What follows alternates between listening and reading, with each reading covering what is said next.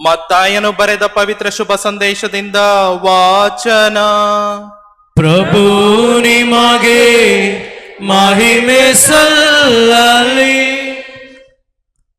ಆ ಕಾಲದಲ್ಲಿ ಯೇಸು ಊರೂರುಗಳಲ್ಲೂ ಹಳ್ಳಿಗಳಲ್ಲೂ ಸಂಚಾರ ಮಾಡುತ್ತಾ ಹಳ್ಳಿಯ ಪ್ರಾರ್ಥನಾ ಮಂದಿರಗಳಲ್ಲಿ ಬೋಧಿಸಿದರು. ಶ್ರೀ ಸಾಮ್ರಾಜ್ಯದ ಶುಭ ಸಂದೇಶವನ್ನು ಸಾರಿದರು. ಎಲ್ಲ ತರಹದ ರೋಗ ರುಜಿನಗಳನ್ನು ಗುಣಪಡಿಸಿದರು. ಆ ಜನಸಮೂಹವನ್ನು ಕಂಡಾಗ ಅವರ ಮನ ಕರಗಿತು. ಏಕೆಂದರೆ ಕುರುಬನಿಲ್ಲದ ಕುರಿಗಳಂತೆ ಅವರು ತೊಳಲಿದ್ದರು ಹಾಗೂ ಬಳಲಿದ್ದರು. ಆದುದರಿಂದ ಯೇಸು ತಮ್ಮ ಶಿಷ್ಯರಿಗೆ, ಬೆಳೆಯೇನೋ ಹೇರಳ, ಕೊಯ್ಲುಗಾರರೋ ವಿರಳ. ಈ ಕಾರಣ ತನ್ನ ಕೊಯ್ಲಿಗೆ ಆಳುಗಳನ್ನು ಕಳುಹಿಸುವಂತೆ ಬೆಳೆಯ ಯಜಮಾನನನ್ನು ಪ್ರಾರ್ಥಿಸಿರಿ ಎಂದರು. ಯೇಸು ತಮ್ಮ 12 ಮಂದಿ ಶಿಷ್ಯರನ್ನು ಒಟ್ಟಿಗೆ ಕರೆದು ಎಲ್ಲ ರೋಗ ರುಜಿನಗಳನ್ನು ಗುಣಪಡಿಸುವುದಕ್ಕೂ ದೆವ್ವಗಳನ್ನು ಬಿಡಿಸುವುದಕ್ಕೂ ಅವರಿಗೆ ಅಧಿಕಾರವನ್ನು ಕೊಟ್ಟರು. ಆ 12 ಮಂದಿಯ ನಿಯೋಗವನ್ನು ಕಳುಹಿಸುವಾಗ ಯೇಸು ಅವರಿಗೆ ಕೊಟ್ಟ ಆದೇಶವೇನೆಂದರೆ, ತಪ್ಪಿ ಹೋದ ಕುರಿಗಳಂತೆ ಇರುವ ಇಸ್ರಾಯೇಲ್ ಜನರ ಬಳಿಗೆ ಹೋಗಿರಿ. ಹೋಗುತ್ತಾ ಸ್ವರ್ಗ ಸಾಮ್ರಾಜ್ಯವು ಸಮೀಪಿಸಿದೆ ಎಂದು ಬೋಧನೆ ಮಾಡಿರಿ. ರೋಗಿಗಳನ್ನು ಗುಣಪಡಿಸಿರಿ, ಸತ್ತವರನ್ನು ಮತ್ತೆ ಬದುಕಿಸಿರಿ, ಕುಷ್ಠ ರೋಗಿಗಳನ್ನು ಸ್ವಸ್ಥ ಮಾಡಿರಿ, ದೆವ್ವಗಳನ್ನು ಬಿಡಿಸಿರಿ. ಉಚಿತವಾಗಿ ಪಡೆದಿರುವಿರಿ, ಉಚಿತವಾಗಿ ಕೊಡಿ ಎಂದರು. ಪ್ರಭುವಿನ ಶುಭ ಸಂದೇಶ. ಕ್ರಿಸ್ತರೇ ನಿಮಗೆ ಸ್ತುತಿಯು ಸಲ್ಲಲಿ. ನನ್ನ ಪ್ರೀತಿಯ ಸಹೋದರ ಸಹೋದರಿಯರೇ, ಗುಡ್ ಮಾರ್ನಿಂಗ್. ಇವತ್ತಿನ ಶುಭ ಸಂದೇಶ ಪ್ರವಾದಿಗಳ ಪ್ರವಚನದ ಪರಿಪೂರ್ಣತೆ. ಯೇಸು ಸ್ವಾಮಿ ಶಿಷ್ಯರನ್ನ ಹಾಗೂ ಜನರನ್ನ ನೋಡ್ತಾರೆ. ನೋಡಿದ ತಕ್ಷಣ ಅವರ ಮೇಲೆ ಕಣಿಕರಗೊಳ್ಳುತ್ತಾರೆ. ಯಾಕೆ ಯಾಕೆ ಜೋರಾಗಿ ಹೇಳಿ. ಕುರುಬನಿಲ್ಲದೆ ಕುರಿಗಳಂತೆ ಅವರು ಕಷ್ಟಪಡುತ್ತಿದ್ದರು. ಪ್ರೀತಿಯ ಸಹೋದರ ಸಹೋದರಿಯರೇ, ಈ ವಾಕ್ಯಗಳು ಅವರ ಮೇಲೆ ಕಣಿಕರಗೊಂಡರು. ಕುರುಬನಿಲ್ಲದ ಕುರಿಗಳಂತೆ ಅವರು ಕಷ್ಟಪಡುತ್ತಿರುವುದನ್ನು ನೋಡಿ ಅವರ ಮೇಲೆ ಅವರು ಕಣಿಕರವಿಟ್ಟರು. ಪ್ರೀತಿಯ ಸಹೋದರ ಸಹೋದರಿಯರೇ, ಅದಕ್ಕೆ ಇಂದಿನ ಮೊದಲನೇ ವಾಚನದ ಹಿನ್ನೆಲೆಯನ್ನ ನಾವು ಒಂದಷ್ಟು ಮಟ್ಟಿಗೆ ತಿಳ್ಕೋಬೇಕು. ಇಂದಿನ ಮೊದಲನೇ ವಾಚನದಲ್ಲಿ ಯೆಶಾಯ ಪ್ರವಾದಿ ಹೇಳ್ತಾನೆ, ದೇವರು ನಿನ್ನ ಪ್ರಾರ್ಥನೆಯನ್ನು ಕೇಳುವರು. ದೇವರು ನಿನ್ನ ಪ್ರಾರ್ಥನೆಯನ್ನು ಕೇಳುವರು. ನೀನು ಬಿತ್ತಿದಾಗ ನಿನಗೆ ಬೆಳೆ ಸಿಗುವುದು. ನಿನ್ನ ಗಾಯಗಳನ್ನು ಕಟ್ಟುವರು, ರೋಗಗಳನ್ನು ಗುಣಪಡಿಸುವರು. ನಿನಗೆ ದಾರಿ ತೋರಿಸಲು ಮಾರ್ಗದರ್ಶಕರನ್ನು ನೀಡುವರು. ಬಲಕ್ಕೂ ಎಡಕ್ಕೂ ನೀವು ಬಳಲಿ ಬೀಳದಂತೆ ನಿಮ್ಮನ್ನು ಕಾಪಾಡುವರು. ಎಷ್ಟು ಸುಂದರವಾದ ಮಾತುಗಳು. ಯಾಕೆ ಮಾತುಗಳನ್ನು ಯೆಶಾಯ ಪ್ರವಾದಿ ಜನರಿಗೆ ಹೇಳ್ತಾನೆ ಅಂತ ಹೇಳಿದ್ರೆ, ಅಂದಿನ ಕಾಲದಲ್ಲಿ ಯೇಸು ಸ್ವಾಮಿ ಹುಟ್ಟುವುದಕ್ಕೆ ಮುನ್ನ 701ನೇ ಇಸವಿನಲ್ಲಿ ಸೆನಕೆರೆಬ್ ಎನ್ನುವ ರಾಜನೊಬ್ಬ ಅಸ್ಸೀರಿಯ ದೇಶದಿಂದ ಇಸ್ರಾಯೇಲ್ ಜನತೆಯನ್ನ ನಾಶ ಮಾಡುತ್ತೇನೆ ಎನ್ನುವ ವಿಷಯವನ್ನ ಮುಟ್ಟಿಸಿದಾಗ ಜನರಿಗೆ ಭಯಭ್ರಾಂತರಾಗ್ತಾರೆ. ನಾವು ನಮ್ಮ ದೇಶವನ್ನ ಕಳ್ಕೊತೀವಿ, ಮನೆಗಳನ್ನ ಕಳ್ಕೊತೀವಿ, ಜೀವನವನ್ನ ಕಳ್ಕೊತೀವಿ, ಏನ್ ಮಾಡೋದು ಅಂತೇಳಿ ಅವರೆಲ್ಲರೂ ಈಜಿಪ್ಟ್ ದೇಶದ ರಾಜನ ಬಳಿ ಹೋಗ್ತಾರೆ. ನಮ್ಮನ್ನು ಕಾಪಾಡಿ.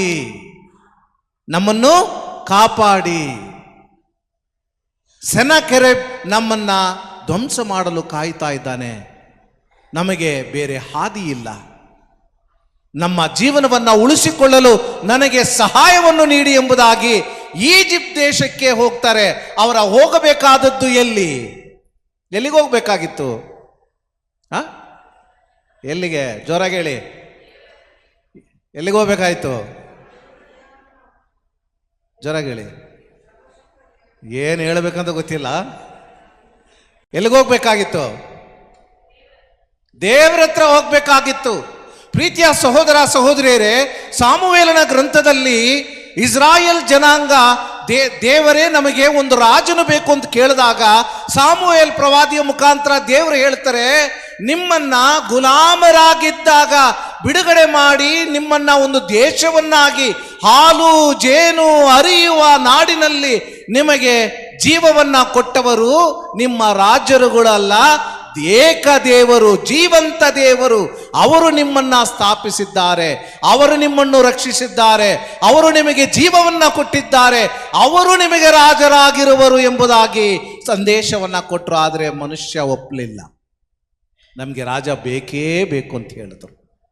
ಇವತ್ತಿಗೂ ಕೂಡ ಜನರಿಗೆ ದೇವರೇ ನೀವೇ ನಮ್ಮನ್ನು ಕಾಪಾಡಬಲ್ಲವರು, ನಮ್ಮನ್ನ ರಕ್ಷಿಸಿದವರು ನೀವು, ಈ ನಾಡನ್ನು ನಮಗೆ ಕೊಟ್ಟಿರುವವರು ನೀವು, ನಮ್ಮ ಜೀವನವನ್ನ ಕಟ್ಟುವವರು ನೀವು, ನಮ್ಮ ಜೀವನದ ಅಂತ್ಯವು ನೀವು, ಗುರಿಯೂ ನೀವು, ನಮ್ಮ ಜೀವನದ ತಿರುಳು ನೀವು ಎಂಬುದಾಗಿ ಜನ ಯೋಚನೆ ಮಾಡಲಿಲ್ಲ. ಅವರೇನು ಯೋಚನೆ ಮಾಡಿದ್ರು? ಬೇರೆ ರಾಜರುಗಳು ಅವರನ್ನ ಕಾಪಾಡ್ತಾರೆ ಎಂಬುದಾಗಿ. ಈಜಿಪ್ಟ್ ದೇಶಕ್ಕೆ ಓಡಿ ಹೋಗ್ತಾರೆ. ಆವಾಗ ದೇವರು ಹೇಳ್ತಾರೆ, ಭಯಪಡಬೇಡಿ, ದೇವರು ನಿಮ್ಮನ್ನ ಕೈ ಬಿಡೋದಿಲ್ಲ, ದೇವರು ನಿಮ್ಮನ್ನ ಕೈ ಬಿಡೋದಿಲ್ಲ, ನಿಮ್ಮನ್ನ ಹಾಗೆ ಬಿಡುವುದಿಲ್ಲ, ನಿಮ್ಮ ಕಷ್ಟಕ್ಕೆ ನಿಮ್ಮನ್ನು ತಳ್ಳುವುದಿಲ್ಲ, ಬಲಕ್ಕೂ ಎಡಕ್ಕೂ ನೀವು ಬೀಳದಂತೆ ನೋಡಿಕೊಳ್ಳುತ್ತಾರೆ, ನಿಮ್ಮ ಗಾಯಗಳನ್ನು ಕಟ್ಟುತ್ತಾರೆ, ನಿಮ್ಮ ರೋಗಗಳನ್ನು ವಾಸಿಪಡಿಸ್ತಾರೆ ಎಂಬುದಾಗಿ ಯೆಶಾಯ ಪ್ರವಾದಿ ಹೇಳ್ತಾನೆ. ಪ್ರೀತಿಯ ಸಹೋದರ ಸಹೋದರಿಯರೇ, ಅಸಿರಿಯ ದೇಶದವರು ಬಂದು ಇಸ್ರಾಯೇಲ್ ಜನರ ಮೇಲೆ ಯುದ್ಧಕ್ಕಿಳಿತಾರೆ. ಅರ್ಧ ಇಸ್ರಾಯೇಲ್ ಜನಾಂಗವನ್ನ ನುಂಗಿ ಬಿಡುತ್ತಾರೆ. ಆದರೆ ಜೆರುಸಲೇಮನ್ನು ಅವರು ಮುಟ್ಟೋದಿಲ್ಲ, ಜೆರುಸಲೇಮನ್ನು ಅವರು ಮುಟ್ಟೋದಿಲ್ಲ. ಬದಲಾಗಿ ಆ ಒಂದು ಸ್ಥಳದಲ್ಲಿ ಜನರ ನಂಬಿಕೆಯನ್ನ ವಿಶ್ವಾಸವನ್ನ ಇರಿಸಿಕೊಳ್ಳುವುದಕ್ಕೆ ಪ್ರವಾದಿಗಳನ್ನ ಕಳಿಸ್ತಾರೆ. ಆದರೂ ಕೂಡ ಜನ ತನ್ನ ಹಾದಿಯನ್ನ ಬದಲಾವಣೆ ಮಾಡಲಿಲ್ಲ. ನೆನ್ನೆ ಕೂಡ ಹೇಳ್ತಾ ಇದ್ದೆ ಏನಂತ ಹೇಳಿದ್ರೆ, ಒಂದು ವಿಷಯವನ್ನ ನಾವು ಅನುಭವಿಸ್ತಿರ್ಬೇಕಾದ್ರೆ, ಒಂದು ವಿಷಯವನ್ನ ಉಚಿತವಾಗಿ ನಾವು ಪಡೆದಿದ್ದೇವೆ, ಸುಂದರವಾಗಿ ಕೆಲಸ ಮಾಡುತ್ತೆ ಅಂತ ಹೇಳಿದ್ರೆ ಅದರ ಬಗ್ಗೆ ಆಲೋಚನೆಗಳು ನಮಗಿರೋದಿಲ್ಲ. ಇರ್ತದ? ಉದಾಹರಣೆಗೆ ಹೇಳೋದಾದ್ರೆ, ಬೆಳಗ್ಗೆ ಎದ್ದಿದ ತಕ್ಷಣ ಸ್ವಾಮಿ ನಾನು ನೋಡ್ತಾ ಇದ್ದೀನಿ, ನಿಮಗೆ ಕೃತಜ್ಞತೆ ಅಂತ ಯಾರಾದರೂ ಪ್ರಾರ್ಥನೆ ಮಾಡಿದ್ದೀರಾ? ನಾನು ನೋಡ್ತಾ ಇದ್ದೀನಿ ಸ್ವಾಮಿ. ಇವತ್ತು ಬೆಳಗ್ಗೆ ಎದ್ದಿದ ತಕ್ಷಣ ಏನು ನೋಡ್ತೀವಿ? ದೇವರ ಪಟ ನೋಡ್ತೀವಿ. ಯಾಕೆ? ಏನಾದರೂ ಒಳ್ಳೇದಾಗ್ಲಿ ಅಂತ ಅಲ್ವಾ? ನಿಮ್ಮ ಫೋಟೋ ಯಾವತ್ತಾದ್ರೂ ನೋಡಿದ್ದೀರಾ? ಭಯ ಅಲ್ವಾ? ಬೆಳಗ್ಗೆ ನೋಡ್ಬಿಟ್ಟು ಆ ದಿನ ಹೆಂಗಿರ್ತದೋ ಅಂತ ಅಲ್ವಾ? ಏನು ಮಾಡ್ತೀವಿ? ದೇವರ ಮುಖ ನೋಡ್ತೀವಿ. ಒಂದಿನ ಬೆಳಗ್ಗೆ ಎದ್ದೇಳ್ತೀವಿ, ನೋಡ್ತೀವಿ, ಏನು ಕಾಣ್ತಾ ಇಲ್ಲ. ಅವಾಗ ಏನು ಯೋಚನೆ ಮಾಡ್ತೀವಿ? ಆವಾಗ ಗಟ್ಟಿಯಾಗಿ ಕೂಗಾಡ್ತೀವಿ, ದೇವರೇ ಏನಾಯ್ತು ನನ್ನ ಕಣ್ಣುಗಳಿಗೆ? ಕಣ್ಣು ಹೋಯ್ತಾ? ದೇವರೇ ನನಗೆ ಕಣ್ಣು ಕೊಟ್ಬಿಡೋ ದಯವಿಟ್ಟು ಅಂತ ಅಲ್ವಾ? ಕಳೆದುಕೊಂಡಾಗ ನಾವು ಹೇಳ್ತೀವಿ, ಇರಬೇಕಾದ್ರೆ ಹೇಳೋದಿಲ್ಲ. ಇಸ್ರಾಯೇಲ್ ಜನಾಂಗವೂ ಅಷ್ಟೇ, ದೇವರು ಅವರೊಡನೆ ಇರುವ ತನಕ ಅವರಿಗೆ ಅವರ ಮಹತ್ವ ಗೊತ್ತಾಗ್ಲಿಲ್ಲ, ಅವರ ಆಶೀರ್ವಾದ ಗೊತ್ತಾಗ್ಲಿಲ್ಲ. ಅವರು ಬೇರೆ ಕಡೆನೇ ತನ್ನ ವಿಶ್ವಾಸ ನಂಬಿಕೆಯನ್ನ ಇರಿಸಿದರು. ಪ್ರೀತಿಯ ಸಹೋದರ ಸಹೋದರಿಯರೇ, ಪ್ರವಾದಿಗಳು ಹೇಳಿದ್ರು, ನೀವು ಮಾಡುತ್ತಿರುವುದು ತಪ್ಪು, ವಿಗ್ರಹಗಳಿಗೆ ಆರಾಧನೆಯನ್ನ ಸಲ್ಲಿಸ್ತೀರಿ, ದೇವರನ್ನ ಮರಿತೀರಿ, ದೇವರ ಅಧಿಕಾರದಲ್ಲಿ ನಿಮ್ಮನ್ನ ಕೊಡೋದಿಲ್ಲ, ಬದಲಾಗಿ ನೀವು ಇದನ್ನೆಲ್ಲ ನೀವು ನಿಮ್ಮ ಜೀವನದಲ್ಲಿ ಅಳವಡಿಸಿಕೊಂಡು ಹೋಗಬೇಕು. ಆಗ ದೇವರು ಕೊಡುವ ಸಂದೇಶ ನಿನಗೆ ಮಾರ್ಗದರ್ಶನವಾಗಿರುತ್ತದೆ, ನಿನ್ನ ಬೆಲೆ ಹೇರಳವಾಗಿರುತ್ತದೆ, ನಿನ್ನ ಗಾಯಗಳು ಕಟ್ಟಲಾಗುತ್ತೆ, ನಿನ್ನ ರೋಗಗಳು ವಾಸಿಯಾಗುತ್ತೆ ಎಂಬುದಾಗಿ. ಪ್ರೀತಿಯ ಸಹೋದರ ಸಹೋದರಿಯರೇ, ಇಂದಿನ ಶುಭ ಸಂದೇಶದಲ್ಲಿ ಯೇಸು ಸ್ವಾಮಿ ನೋಡ್ತಾರೆ, ಜನ ಕಷ್ಟಪಡುತ್ತಿದ್ದಾರೆ. ನಿಜವಾಗಲೂ ಪ್ರವಾದಿ ಯೆಶಾಯ ಪ್ರವಾದಿ ಹೇಳಿದಾಗ ದೇವರು ಅವರ ಗಾಯಗಳನ್ನು ಕಟ್ಟಿದ್ರ, ಅವರ ರೋಗಗಳನ್ನು ಗುಣಪಡಿಸಿದ್ರ, ಅವರಿಗೆ ಬೆಂಬಲವಾಗಿದ್ದರ, ಮಾರ್ಗದರ್ಶನವಾಗಿದ್ರ ಅಂತ ಹೇಳಿದ್ರೆ ಖಂಡಿತವಾಗಿ ಹೌದು. ಆದರೆ ಶಾಶ್ವತವಾಗಿ ಕೊಡ್ಲಿಕ್ಕೆ ಆಗಲಿಲ್ಲ. ಕಾರಣ ಜನರಲ್ಲಿ ನಂಬಿಕೆ ವಿಶ್ವಾಸ ಇರಲಿಲ್ಲ. ಆಡಳಿತ ಮಾಡುವಂತಹ ರಾಜ್ಯಗಳಿಗೆ ಚಪ್ಪಾಳೆ ಹೊಡಿತಾ ಅವರೊಂದಿಗೆ ಇರುತ್ತಾ ಜನರನ್ನ ಹಳ್ಳಕ್ಕೆ ದಬ್ಬಿದರು. ಪ್ರೀತಿಯ ಸಹೋದರ ಸಹೋದರಿಯರೇ, ಆದ ಕಾರಣ 587ನೇ ಇಸ್ವಿನಲ್ಲಿ ಬಾಬಿಲೋನ್ ದೇಶದವರು ಯುದ್ಧಕ್ಕಿಳಿದಾಗ ಜೆರುಸಲೇಮ್ ನಾಶವಾಗುತ್ತೆ. ಜೆರುಸಲೇಮ್ ನಾಶವಾಗುತ್ತೆ. ಆದರೆ ದೇವರು ಪ್ರವಾದಿಯ ಮುಖಾಂತರ ನೀಡಿದ ಮಾತುಗಳು, ಭರವಸೆ, ನಂಬಿಕೆ, ದೇವರು ಉಳಿಸಿಕೊಳ್ಳಲು ತನ್ನ ಸ್ವಂತ ಮಗನನ್ನೇ ಕಳಿಸ್ತಾರೆ. ತನ್ನ ಸ್ವಂತ ಮಗನನ್ನು ಕಳಿಸ್ತಾರೆ. ರಾಜರುಗಳು ಬೇಡ, ಅಧಿಕಾರಿಗಳು ಬೇಡ, ಅವರು ಸ್ವಾರ್ಥಿಗಳಾಗ್ತಾರೆ, ಅಹಂಕಾರಿಗಳಾಗ್ತಾರೆ, ನಾನು ಹೇಳುವ ಮಾತುಗಳನ್ನು ನೆಲೆಯೂರಿಸುವುದಿಲ್ಲ, ಆದ ಕಾರಣ ನನ್ನ ಸ್ವಂತ ಮಗನನ್ನೇ ಕಳಿಸುವೆನು ಎಂಬುದಾಗಿ ಯೇಸು ಸ್ವಾಮಿಯನ್ನು ಕಳಿಸ್ಕೊಟ್ಟಾಗ ಯೇಸು ಸ್ವಾಮಿ ಜನರನ್ನ ನೋಡ್ತಾರೆ, ಅವರಲ್ಲಿ ರೋಗ ರುಜಿನವನ್ನ ನೋಡ್ತಾರೆ, ಕಷ್ಟವನ್ನ, ನೋವನ್ನ, ಕಣ್ಣೀರನ್ನ, ಸೋಲನ್ನ ನೋಡಿದಾಗ ನಿನಗೆ ನಾನು ಪ್ರವಾದಿಯಾಗಿ, ನಿನಗೆ ನಾನು ಗುರುವಾಗಿ, ನಿನಗೆ ನಾನು ಒಂದು ಒಳ್ಳೆಯ ಕುರಿಗಾಹಿಯಾಗಿ ಇರುವೆನು ಎಂಬುದಾಗಿ ಅವರ ಮೇಲೆ ಕಣಿಕರಕೊಂಡರು ಯೇಸು ಸ್ವಾಮಿ. ಅವರ ಮೇಲೆ ಕಣಿಕರಕೊಂಡರು. ನನ್ನ ಜನ, ನನ್ನ ಜನ ಎಂಬುದಾಗಿ ಪ್ರೀತಿಯ ಸಹೋದರ ಸಹೋದರಿಯರೇ, ರೋಗಗಳನ್ನು ಗುಣಪಡಿಸಿದರು, ದೆವ್ವಗಳನ್ನು ಓಡಿಸಿದರು, ಸುವಾರ್ತೆಯನ್ನ ಸಾರುತ್ತಾ ಸ್ವರ್ಗ ಸಾಮ್ರಾಜ್ಯ ನಿಮ್ಮಲ್ಲಿದೆ, ನಿಮ್ಮಲ್ಲಿ ಸಮಾಧಾನ ಇರಲಿ, ಸಂತೋಷ ಇರಲಿ, ಆನಂದ ಇರಲಿ, ನಂಬಿಕೆ ಇರಲಿ, ವಿಶ್ವಾಸವಿರಲಿ ಎಂಬ ಬೋಧನೆಯನ್ನ ಅವರಿಗೆ ದಯಪಾಲಿಸಿದರು. ಮಾತ್ರವಲ್ಲದೆ 12 ಮಂದಿ ಅಪೊಸ್ತಲರನ್ನ ಕರೆದರು.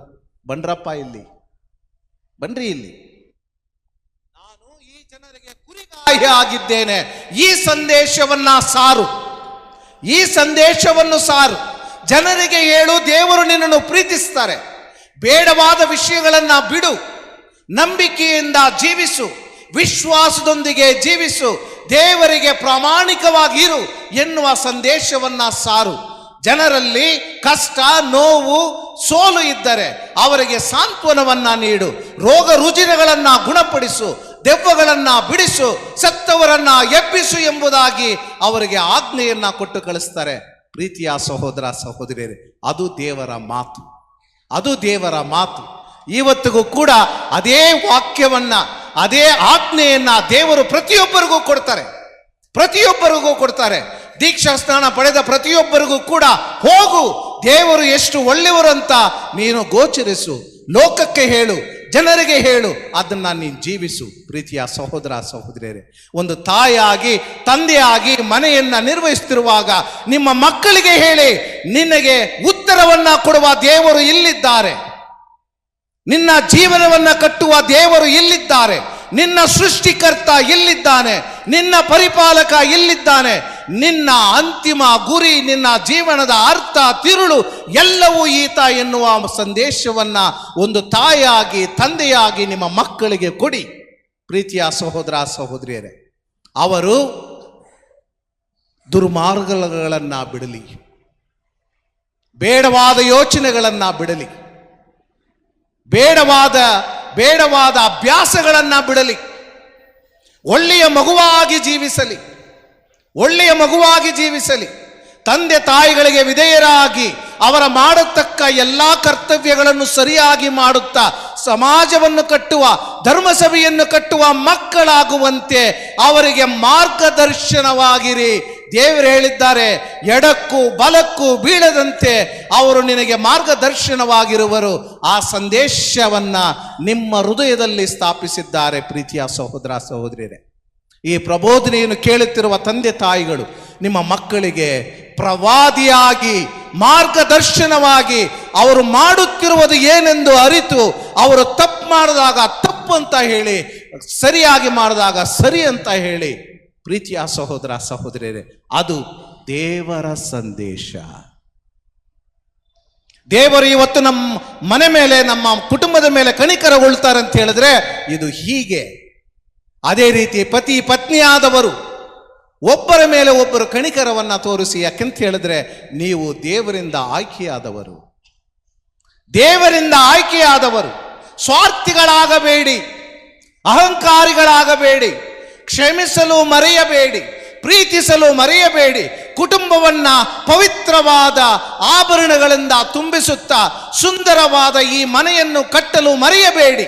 ಏಕೆಂತ ಹೇಳಿದ್ರೆ ದೇವರು ನಿಮ್ಮೊಡನೆ ಇದ್ದಾರೆ, ನಿಮ್ಮ ಹೃದಯದಲ್ಲಿ ಅವರ ಸಂದೇಶವನ್ನ ಸ್ಥಾಪಿಸಿದ್ದಾರೆ. ಅವರು ಹೇಳಿದ್ದಾರೆ, ಹೋಗಿ ಸುವಾರ್ತೆಯನ್ನು ಸಾರಿ. ಎಲ್ಲಿ? ಎಲ್ಲಿಗೋ ಹೋಗ್ಬೇಡಿ. ಮದುವೆ ಮಾಡ್ಕೊಂಡಿರೋ ನಿಮ್ಮ ಹೆಂಡತಿಗೆ ಹೇಳ್ರಿ, ಮದುವೆ ಮಾಡ್ಕೊಂಡಿರುವ ನಿನ್ನ ಗಂಡನಿಗೆ ಹೇಳಿ, ದೇವರು ನಿಮ್ಮನ್ನು ಪ್ರೀತಿಸುತ್ತಾರೆ, ಹಾಗೆಯೇ ನಾನು ನಿನ್ನನ್ನು ಪ್ರೀತಿಸುತ್ತೇನೆ. ಅಲ್ವಾ?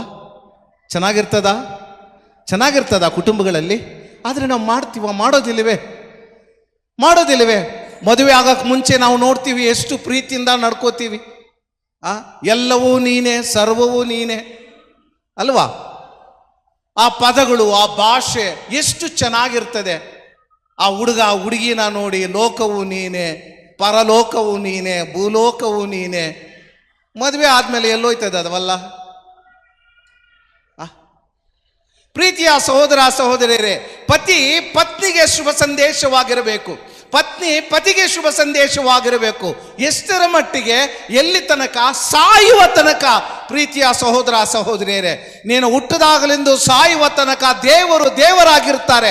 ಅವರ ಸಂದೇಶವನ್ನು ನಿನ್ನ ಹೃದಯದಲ್ಲಿ ನೆಲೆಸಿದ್ದಾರೆ. ಆ ಸಂದೇಶವನ್ನು ಜೀವಿಸಲು, ಬೋಧಿಸಲು ನಿನಗೆ ಅಧಿಕಾರವನ್ನು ಕೊಟ್ಟಿದ್ದಾರೆ. ಇದನ್ನ ಮಾಡುವಾಗ ಅವರು ತನ್ನ ಸ್ವಂತ ಆತ್ಮನ ಶಕ್ತಿಯನ್ನ, ಪದಗಳನ್ನ, ಭಾಷೆಯನ್ನ ನಿಮ್ಮ ಹೃದಯದಲ್ಲಿ ನೆಲೆಸುವರು. ಪ್ರೀತಿಯ ಸಹೋದರ ಸಹೋದರಿಯರೇ, ನಾನು ಪವಿತ್ರಾತ್ಮನನ್ನು ಕಳಿಸುವೆನು.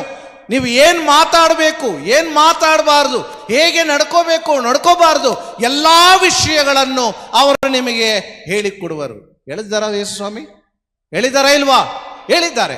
ಅಂದ ಮೇಲೆ ಯೇಸು ಸ್ವಾಮಿ ನಿಮ್ಮೊಂದಿಗೆ ನಿಮ್ಮ ಮುಖಾಂತರ ಮಾತನಾಡ್ತಾರೆ.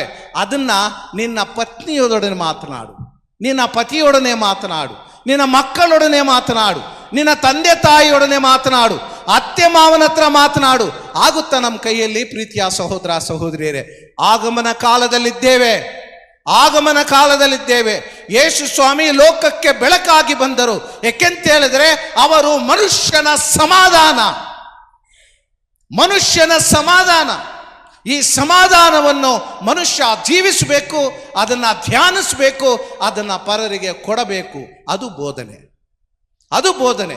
ಎಲ್ಲಿಂದ ಪ್ರಾರಂಭವಾಗಬೇಕು? ನಮ್ಮ ಮನೆಯಿಂದ ಪ್ರಾರಂಭವಾಗಬೇಕು. ಗಂಡ ಹೆಂಡತಿ ಮಾತಾಡೋದಿಲ್ವಾ? ಪಾಪ ನಿವೇದನೆ ಮಾಡಿಕೊಂಡು ಸಮಾಧಾನ ಏರ್ಪಡಿಸ್ಕೊಳ್ಳಿ. ಅದು ನಿಜವಾದ ಸಿದ್ಧತೆ. ಮಕ್ಕಳು ತಂದೆ ತಾಯಿಗಳಿಗೆ ಗೌರವ ಕೊಡ್ತಿಲ್ವಾ?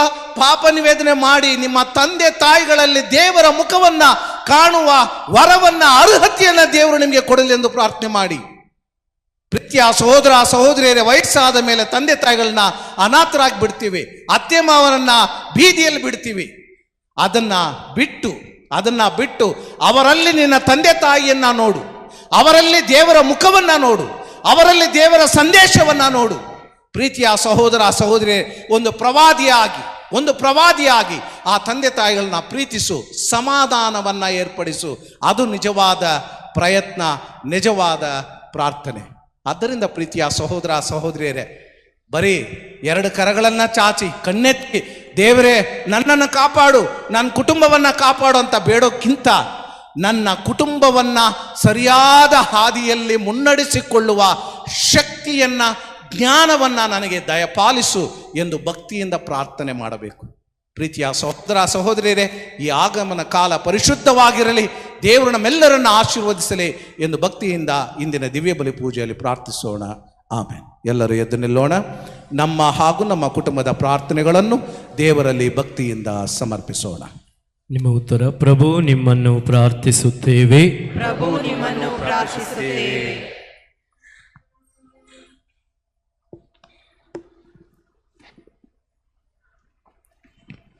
ವಿಶ್ವಗುರು ಫ್ರಾನ್ಸಿಸ್, ನಮ್ಮ ಮಹಾಧರ್ಮಾಧ್ಯಕ್ಷರು, ಇತರ ಧರ್ಮಾಧ್ಯಕ್ಷರುಗಳು, ಗುರುಗಳು ಹಾಗೂ ಧಾರ್ಮಿಕ ಸಹೋದರ ಸಹೋದರಿಯರು ದೇವರ ಸಾಮ್ರಾಜ್ಯವನ್ನು ಲೋಕದೆಲ್ಲೆಡೆ ಹರಡಲು ಕಾರ್ಯವಹಿಸುವಂತೆಯೂ ಅವರು ತಮ್ಮ ಎಲ್ಲ ಪ್ರಯತ್ನಗಳಲ್ಲಿ ನಿಮ್ಮ ಆಶೀರ್ವಾದವನ್ನು, ಮಾರ್ಗದರ್ಶನವನ್ನು, ರಕ್ಷಣೆಯನ್ನು ಪಡೆಯುವಂತೆಯೂ ಪ್ರಾರ್ಥಿಸೋಣ. ಪ್ರಭು ನಿಮ್ಮನ್ನು ಪ್ರಾರ್ಥಿಸುತ್ತೇವೆ. ನಮ್ಮ ದೇಶದ ನಾಯಕರು, ಮುಖಂಡರು ಮಕ್ಕಳ ಸೇವೆಯಲ್ಲಿ ತಮ್ಮನ್ನೇ ಸಮರ್ಪಿಸಿಕೊಂಡವರು. ತಮ್ಮ ನಿಸ್ವಾರ್ಥ ಸೇವೆಯಿಂದ ದೇಶದ ಪ್ರಜೆಗಳನ್ನು ಅಭಿವೃದ್ಧಿಯ ಹಾದಿಯಲ್ಲಿ ಮುನ್ನಡೆಸಿ ಸರ್ವರು ಶಾಂತಿ, ಸಮಾಧಾನ ಮತ್ತು ಐಕ್ಯತೆಯಿಂದ ಜೀವಿಸುವಂತೆ ಶ್ರಮಿಸಲು ಬೇಕಾದ ವರಗಳನ್ನು ನೀಡಲೆಂದು ಪ್ರಾರ್ಥಿಸೋಣ. ಪ್ರಭು ನಿಮ್ಮನ್ನು ಪ್ರಾರ್ಥಿಸುತ್ತೇವೆ. ಬಡವರು, ನಿರ್ಗತಿಕರು, ಕೈ ಬಿಡಲ್ಪಟ್ಟವರು, ವೃದ್ಧರು, ಏಕಾಂಗಿಯಾಗಿ ಜೀವಿಸುವವರೆಲ್ಲರೂ ದೇವರ ಪ್ರೀತಿಯನ್ನು ಅನುಭವಿಸುತ್ತಾ ಸದಾ ದೇವರ ಕೃಪಾಶಯದಲ್ಲಿ ಸಂತೋಷದ ಜೀವನ ನಡೆಸಲು ಕರುಣಿಸಲೆಂದು ಪ್ರಾರ್ಥಿಸೋಣ. ಪ್ರಭು ನಿಮ್ಮನ್ನು ಪ್ರಾರ್ಥಿಸುತ್ತೇವೆ. ಮಾತೆ ಮರಿಯಮ್ಮನವರ ಭಕ್ತಾದಿಗಳು ಹಾಗೂ ನಮ್ಮ ಧರ್ಮ ಕೇಂದ್ರದ ದೈವಿ ಪ್ರಜೆಗಳು ಮಾತೆ ಮರಿಯಮ್ಮನವರ ಭಿನ್ನಗಳ ಮೂಲಕ ತಮ್ಮ ಬೇಡಿಕೆಗಳೆಲ್ಲವನ್ನೂ ಪಡೆದ ಸಂತೃಪ್ತರಾಗಿ ಜೀವಿಸುವಂತೆ ಪ್ರಾರ್ಥಿಸೋಣ. ಪ್ರಭು ನಿಮ್ಮನ್ನು ಪ್ರಾರ್ಥಿಸುತ್ತೇವೆ. ತಂದೆ ದೇವರೇ, ನಮ್ಮೆಲ್ಲ ಪ್ರಾರ್ಥನೆಗಳನ್ನು ನಮ್ಮ ಪ್ರಭು ಯೇಸು ಕ್ರಿಸ್ತರ ಮುಖಾಂತರ ನಿಮ್ಮನ್ನು ಭಕ್ತಿಯಿಂದ ಪ್ರಾರ್ಥಿಸುತ್ತೇವೆ.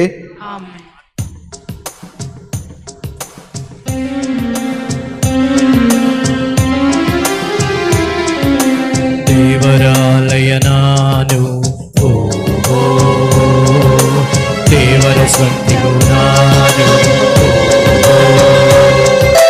ದೇವರ ಸ್ವಂತಿಗೆ ನಾನು, ದೇವರ ಮಹಿಮೆಗೆ ನಾನು. ಎಂಥ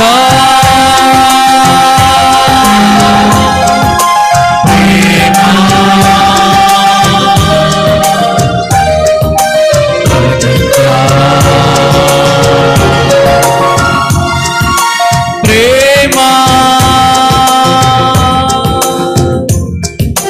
ದಾಸನ ಮಾಡಿಕೊ ದೇವ,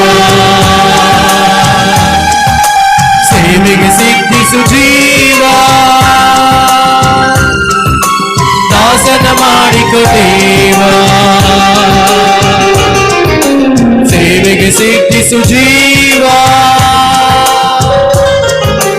ಕರುಣಾ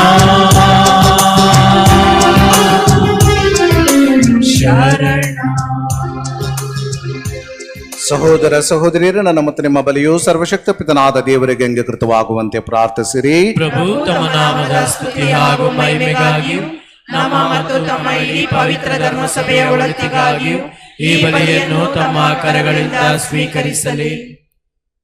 ಪ್ರಭು ನಿತ್ಯ ಕನ್ಯಾ ಮರಿಯಮ್ಮನವರಲ್ಲಿ ಅತಿಶಯವಾಗಿ ಜನಿಸಿದ ನಿಮ್ಮ ಪುತ್ರ ಯೇಸು ಕ್ರಿಸ್ತರನ್ನು ನೈಜ ಕುರಿಮರಿಯನ್ನಾಗಿ ಸಮರ್ಪಿಸುತ್ತ ಪೂರ್ವಜರ ಬಲಿ ಅರ್ಪಣೆಗಳನ್ನು ಪರಿಪೂರ್ಣಗೊಳಿಸಿದ್ದೀರಿ. ಅಂತೆಯೇ ಕಾಣಿಕೆಗಳನ್ನು ಸ್ವೀಕರಿಸಿ ಇವುಗಳನ್ನು ನಿಮ್ಮ ಶಕ್ತಿಯಿಂದ ನಮ್ಮ ರಕ್ಷಣೆಯ ಸಂಸ್ಕಾರವನ್ನಾಗಿ ಮಾರ್ಪಡಿಸಿರಿ. ಈಗ ನಿಮ್ಮೊಂದಿಗೆ ಪವಿತ್ರಾತ್ಮರ ಐಕ್ಯದಲ್ಲಿ ಯುಗ ಯುಗಾಂತರಕ್ಕೂ ಜೀವಿಸಿ ಆಡುವ ಅವರ ಮುಖಾಂತರ ನಿಮ್ಮನ್ನು ಪ್ರಾರ್ಥಿಸುತ್ತೇವೆ.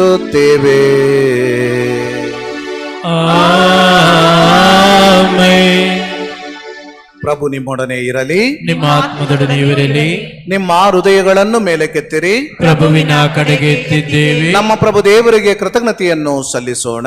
ಅದು ಯೋಗ್ಯ ಮತ್ತು ನ್ಯಾಯವಾಗಿದೆ.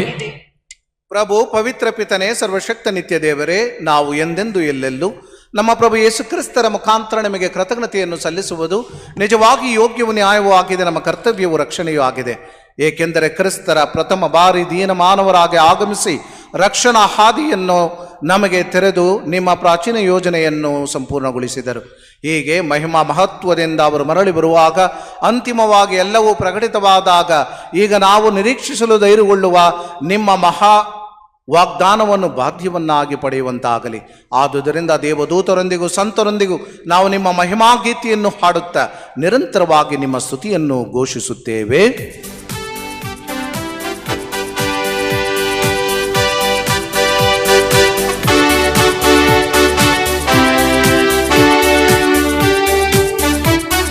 ಪರಿಶುದ್ಧರು ಪರಿಶುದ್ಧರು ಸೇನಾಧೀಶ್ವರ ಪ್ರಭುದೇವರು, ಪರಿಶುದ್ಧರು ಪರಿಶುದ್ಧರು ಪರಿಶುದ್ಧರು ಪರಿಶುದ್ಧರು ಪರಿಶುದ್ಧರು ಸೇನಾಧೀಶ್ವರ ಪ್ರಭುದೇವರು, ಪರಿಶುದ್ಧರು ಪರಿಶುದ್ಧರು.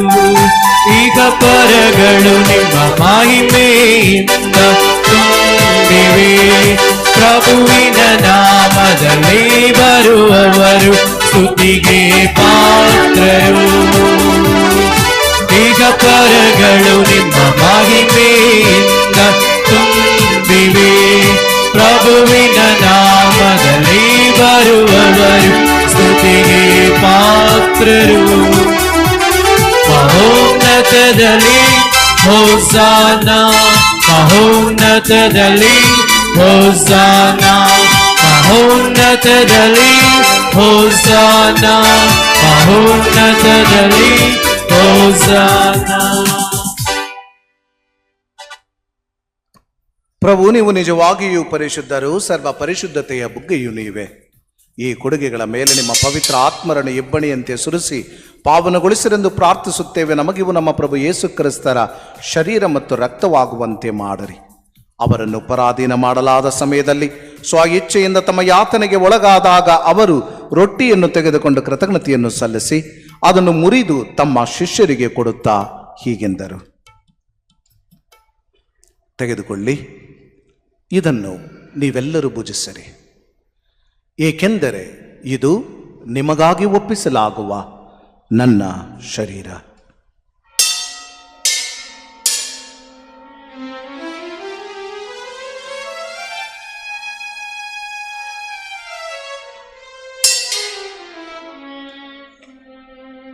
ಅಂತೆಯೇ ಭೋಜನದ ಅಂತ್ಯದಲ್ಲಿ ಅವರು ಪಾನಪಾತ್ರೆಯನ್ನು ತೆಗೆದುಕೊಂಡು ಮತ್ತೊಮ್ಮೆ ನಿಮಗೆ ಕೃತಜ್ಞತೆಯನ್ನು ಸಲ್ಲಿಸಿ ತಮ್ಮ ಶಿಷ್ಯರಿಗೆ ಕೊಡುತ್ತಾ ಹೀಗೆಂದರು, ತೆಗೆದುಕೊಳ್ಳಿ ಮತ್ತು ಇದರಿಂದ ನೀವೆಲ್ಲರೂ ಪಾನ ಮಾಡಿರಿ, ಏಕೆಂದರೆ ಇದು ಹೊಸ ಮತ್ತು ಅನಂತ ಒಡಂಬಡಿಕೆ ನನ್ನ ರಕ್ತದ ಪಾತ್ರೆ.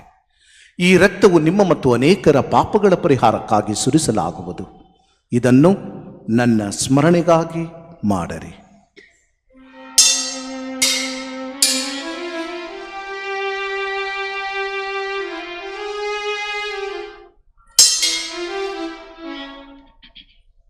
ವಿಶ್ವಾಸದ ರಹಸ್ಯ.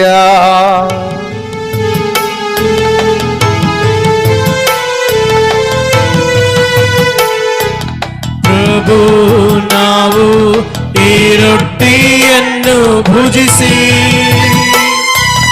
ಈ ಪಾತ್ರೆಯಿಂದ ಪಾನ ಮಾಡುವಾಗಲೆಲ್ಲ ನೀವು ಮರಳಿ ಬರುವ ತನಕ ನಿಮ್ಮ ಮರಣವನ್ನು ಸಾರುತ್ತೇವೆ ಸಾರುತ್ತೇವೆ ಸಾರುತ್ತೇವೆ. ಆದ್ದರಿಂದ ಪ್ರಭು, ನಿಮ್ಮ ಸಮ್ಮುಖದಲ್ಲಿ ನಿಂತು ಸೇವೆ ಸಲ್ಲಿಸಲು ನಮ್ಮನ್ನು ಯೋಗ್ಯರೆಂದು ಪರಿಗಣಿಸುವುದಕ್ಕಾಗಿ ನಿಮಗೆ ಕೃತಜ್ಞತೆಯನ್ನು ಸಲ್ಲಿಸುತ್ತೇವೆ. ಕ್ರಿಸ್ತರ ಮರಣ ಮತ್ತು ಪುನರುತ್ಥಾನದ ಸ್ಮರಣೆಯನ್ನು ಆಚರಿಸುತ್ತಾ ಜೀವವೀವ ರೊಟ್ಟಿಯನ್ನು ರಕ್ಷಣೆ ನೀಡುವ ಪಾತ್ರೆ ನಿಮಗೆ ಅರ್ಪಿಸುತ್ತೇವೆ. ಕ್ರಿಸ್ತರ ಶರೀರ ಮತ್ತು ರಕ್ತದಲ್ಲಿ ಪಾಲ್ಗೊಳ್ಳುವ ನಮ್ಮನ್ನು ಪವಿತ್ರ ಆತ್ಮರು ಒಂದು ಗೂಡಿಸಬೇಕೆಂದು ನಿಮ್ಮನ್ನು ವಿನಯದಿಂದ ಭಿನ್ನಯಿಸುತ್ತೇವೆ. ಪ್ರಭು, ನಿಮ್ಮ ವಿಶ್ವವ್ಯಾಪಿ ಧರ್ಮಸಭೆಯನ್ನು ಸ್ಮರಿಸಿಕೊಳ್ಳಿರಿ. ನಮ್ಮ ವಿಶ್ವಗುರು ಲಿಯೋವರೊಂದಿಗೂ ನಮ್ಮ ಧರ್ಮಾಧ್ಯಕ್ಷ ಪೀಟರ್ ಹಾಗೂ ಸಹಾಯಕ ಧರ್ಮಶೀಲಾದ ಸತೀಶ್ ಹಾಗೂ ಸುಸಿನಾಥನವರೊಂದಿಗೂ ಸಕಲ ಯಾಚಕರೊಂದಿಗೂ ಅದನ್ನು ಪ್ರೀತಿಯ ಪರಿಪೂರ್ಣತೆಡೆಗೆ ಮುನ್ನಡೆಸಿರಿ. ಪ್ರಭು, ಪುನರುತ್ಥಾನ ನಿರೀಕ್ಷೆಯಲ್ಲಿ ವಿಶ್ರಮಿಸುತ್ತಿರುವ ನಮ್ಮ ಸಹೋದರ ಸಹೋದರಿಯರನ್ನು, ನಿಮ್ಮ ದಯೆಯಲ್ಲಿ ಮೃತರಾದ ಎಲ್ಲರನ್ನೂ ಸ್ಮರಿಸಿಕೊಳ್ಳಿರಿ. ಅವರನ್ನು ನಿಮ್ಮ ಸಮ್ಮುಖದ ಪ್ರಭೆಗೆ ಬರಮಾಡಿರಿ. ನಮ್ಮ ಮೇಲೂ ದಯ ತೋರಿರಿ. ದೇವಮಾತೆ ಪೂಜ್ಯ ಕನ್ಯಾ ಮರಿಯಮ್ಮನವರೊಂದಿಗೂ ಆಕೆಯ ಪತಿ ಸಂತ ಜೋಸೆಫರೊಂದಿಗೂ ಪುನೀತ ಪ್ರೇಷರೊಂದಿಗೂ ಎಲ್ಲ ಕಾಲಗಳಲ್ಲಿ ನಿಮ್ಮ ಮೆಚ್ಚುಗೆಗೆ ಪಾತ್ರರಾದ ಸಕಲ ಸಂತರೊಂದಿಗೂ ನಾವು ನಿತ್ಯ ಜೀವದಲ್ಲಿ ಸಹಭಾಗಿಗಳಾಗಿ ನಿಮ್ಮನ್ನು ಸ್ತುತಿಸಿ ಮಹಿಮೆಪಡಿಸುವಂತೆ ನಿಮ್ಮ ಪುತ್ರ ಯೇಸು ಕ್ರಿಸ್ತರ ಮುಖಾಂತರ ಪ್ರಾರ್ಥಿಸುತ್ತೇವೆ.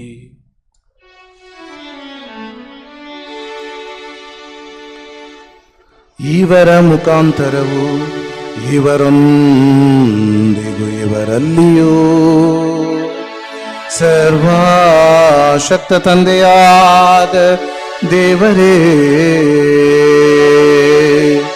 ಪವಿತ್ರಾತ್ಮರ ಐಕ್ಯದಲ್ಲಿ ಸರ್ವಗೌರವ ಮಹಿಮೆಯೂ ಯುಗ ಯುಗಾಂತರಕ್ಕೂ ನಿಮಗೆ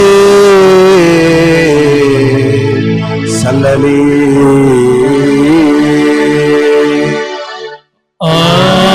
ಆಮೆನ್, ಆಮೆನ್, ಆಮೆನ್.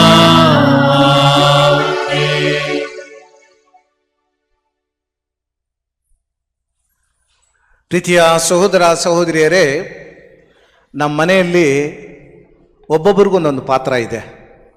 ಯಾರು ನನ್ನ ಕೇರ್ ಮಾಡಲ್ಲ ಸ್ವಾಮಿ, ನಾನು ಬೆಳಗ್ಗೆ ಎದ್ದರೂ ಉಂಟು, ಎದ್ದಿಲ್ಲ ಅಂದರೂ ಉಂಟು. ಆದರೂ ಕೂಡ ನಿಮ್ಗೊಂದು ಪಾತ್ರ ಇದೆ. ಏನೋ ಪಾತ್ರ? ತಂದೆ, ತಾಯಿ, ಪತಿ, ಪತ್ನಿ, ಮಗ, ಮಗಳು, ಸಹೋದರ, ಹಿರಿಯವರು, ಕಿರಿಯವರು, ಎಷ್ಟೋ ಪಾತ್ರಗಳಿವೆ. ನಮ್ಮ ಪಾತ್ರದಲ್ಲಿ ನಾವು ಇನ್ನೊಬ್ಬರಿಗೆ ಶುಭ ಸಂದೇಶವಾಗಿರಬೇಕು. ಅದು ಇವತ್ತಿನ ಪ್ರಾರ್ಥನೆ. ನಾವು ಇನ್ನೊಬ್ಬರಿಗೆ ಶುಭ ಸಂದೇಶವಾಗಿರಬೇಕು. ಬರೀ ಬಾಯಿ ಮಾತಿಂದ ಅಲ್ಲ. ಕೆಲವರು ಬರೀ ಬಾಯಿ ಮಾತಲ್ಲಿ ಬಿರಿಯಾನಿ ತಿನ್ನಿಸ್ತಾರೆ, ನೋಡಿದ್ದೀರಾ?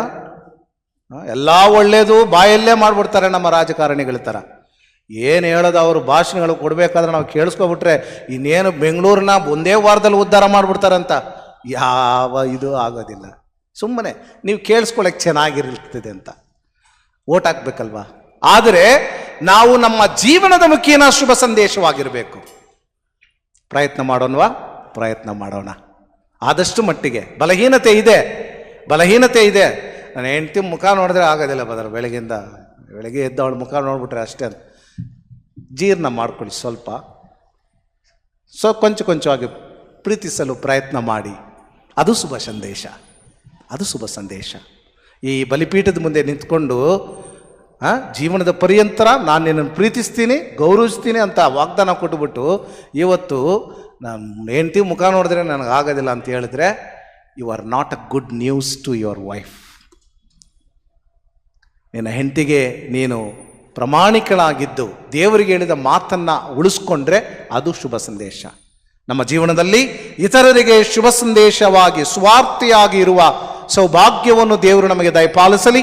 ಆತ್ಮನು ನಮ್ಮನ್ನು ಆಶೀರ್ವದಿಸಲಿ. ಎಲ್ಲರೂ ಕೂಡ ಕರಗಳನ್ನು ಚಾಚಿ ಕಣ್ಣುಗಳನ್ನು ಮುಚ್ಚಿ ತಂದೆಯಾದ ದೇವರಲ್ಲಿ ಭಕ್ತಿಯಿಂದ ಪ್ರಾರ್ಥಿಸೋಣ.